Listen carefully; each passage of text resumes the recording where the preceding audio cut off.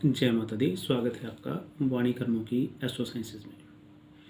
तो आज मैं एक छोटे से विषय पे आपसे चर्चा करने जा रहा हूँ। जो छोटे से विषय पे आपको जानकारी देने जा रहा हूँ, जो कि हमारी कुंडली से रिलेटेड है।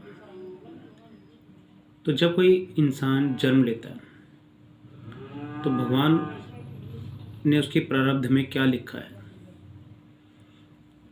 वो डिपेंड करता है उस समय ग्रहों की स्थिति पे। जब किसी व्यक्ति विशेष ने जन्म लिया है कि उस समय वो प्लैनेट उससे कितने अंश पे स्थित है या कितनी दूरी पे स्थित है, वो चीज़ें उस चीज़ पे डिपेंड करती हैं। तो जब हमारा जन्म होता है किसी विशेष स्थान पर, तो उस स्थान के अनुसार कोई ग्रह कहाँ पे विराजित है वो उसकी कुंडली में वहीं पे लिख दिया जाता है। अर्थात हमारी जो जन्म कुंडली का निर्माण इस आधार पे होता है कि उस समय कोई भी प्लैनेट कहाँ पे थे, और उन प्लैनेट्स का ज़िंदगी भर हमारे जीवन पर इफ़ेक्ट रहता ही रहता है। तो हर प्लैनेट एक प्रॉपर स्थिति बताते हैं कि हमारे साथ हमारे जीवन में किस समय क्या चीज़ घटित होगी। ये सारे प्रॉपर वे में प्लैनेट हमें दिखाते हैं। तो कुल मिला के अगर हम कुंडली की बात करें तो एक 360 डिग्री के चक्रा को 12 भावों में बांटा जाता है और एक भाव को 30 डिग्री दे दी जाती है।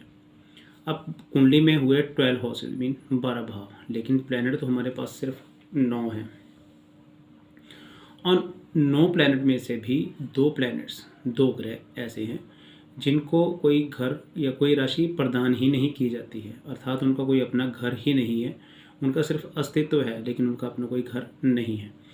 वो 2 प्लैनेट हैं राहु केतु। अब उनको अगर मैं 9 प्लैनेट में से निकाल देता हूँ तो मेरे पास रहे केवल 7 प्लैनेट। अब जो 7 प्लैनेट्स हैं, 7 ग्रह हैं, उनमें 12 राशियाँ डिवाइड की गई हैं। अब 12 राशियों में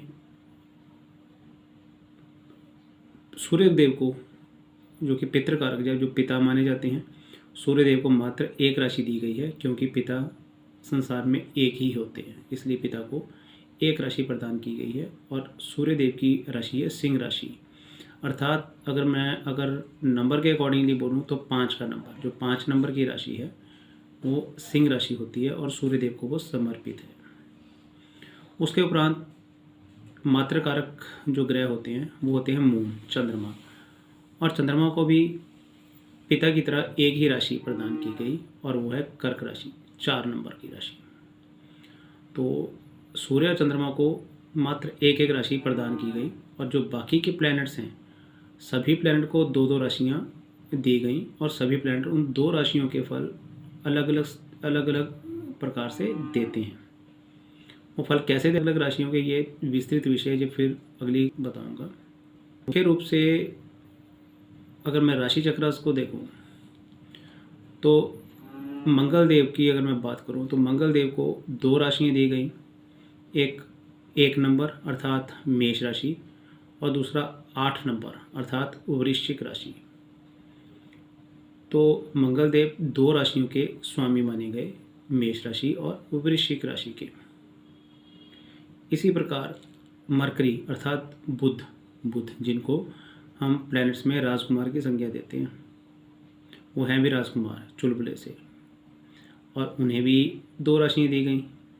एक राशि दी गई उनको 3 नंबर अर्थात मिथुन राशि और दूसरी उनको दे दी गई कन्या राशि 6 नंबर। तो मरकरी अर्थात बुध 2 राशियों के स्वामी हुए, मिथुन और कन्या 3 नंबर और 6 नंबर। उसके बाद क्रम आता है गुरुदेव अर्थात गुरु बृहस्पति का। तो बृहस्पति देव या जुपिटर को भी 2 राशियाँ प्रदान की गई, धनु राशि और मीन राशि। धनु राशि अर्थात 9 का नंबर और मीन अर्थात 12 का नंबर। ये 2 राशियाँ दी गई गुरुदेव बृहस्पति को।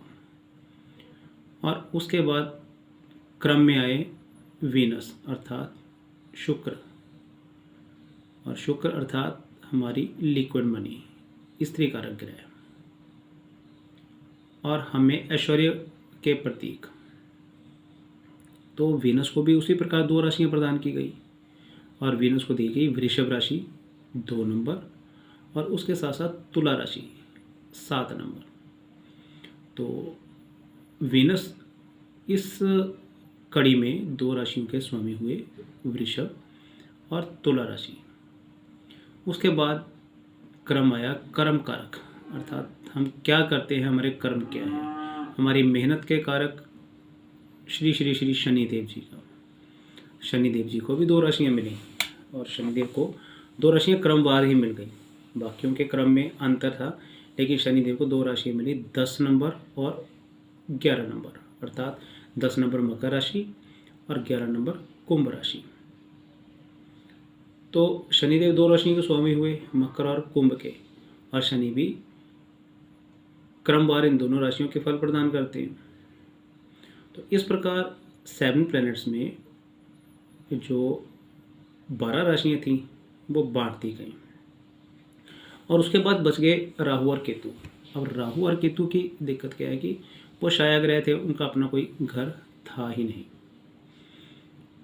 तो राहु देव का सिचुएशन ऐसा बना कि वो जिस भी प्लैनेट के साथ जिस भी भाव में बैठ जाते हैं, वो डिज़ायर का कारक प्लैनेट हैं, वो उस भाव के प्रति डिज़ायर को बढ़ा देते हैं, जब उसी प्लैनेट की तरह वो वर्क करना शुरू कर देते हैं जिसके साथ वो बैठ गए। और केतु भी उसी प्रकार फल देते हैं कि जिस प्लैनेट के साथ बैठ के उसी के प्रकार के फल देना वो शुरू कर देते हैं। लेकिन राहु और केतु में थोड़ी सी असमानता है। राहु डिज़ायर है, वो जहाँ बैठ जाएंगे वहाँ से डिज़ायर उत्पन्न करेंगे, लेकिन केतु बिल्कुल शांति है, अर्थात मोक्ष है। अब मोक्ष ये नहीं कि मरने के बाद ही हमें मोक्ष की प्राप्ति होगी, किसी भी विषय वस्तु से, किसी आदत से, किसी खुशी से, किसी गम से छुटकारा, वो मोक्ष होता है। और वो है केतु।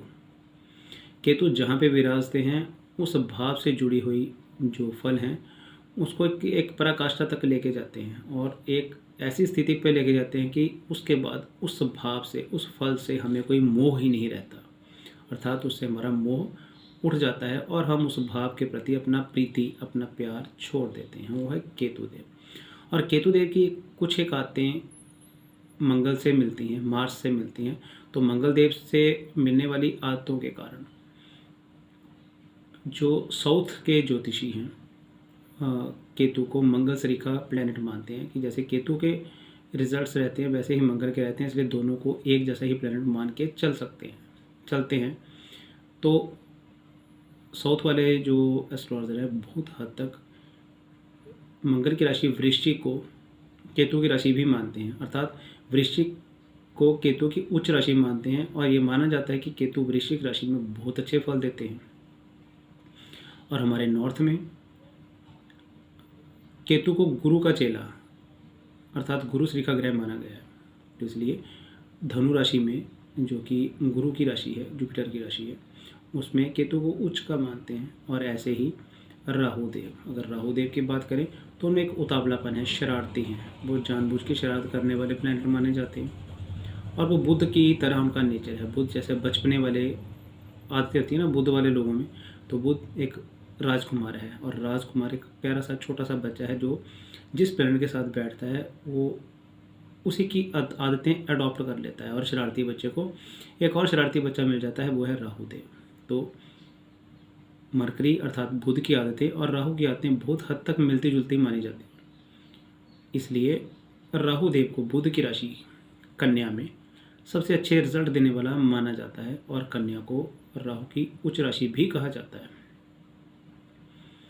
तो उसी प्रकार राहु को मैक्सिमम हम जब भी देखते हैं तो बुध की राशि में उनको बहुत अच्छे रिजल्ट देने वाले माना जाएगा।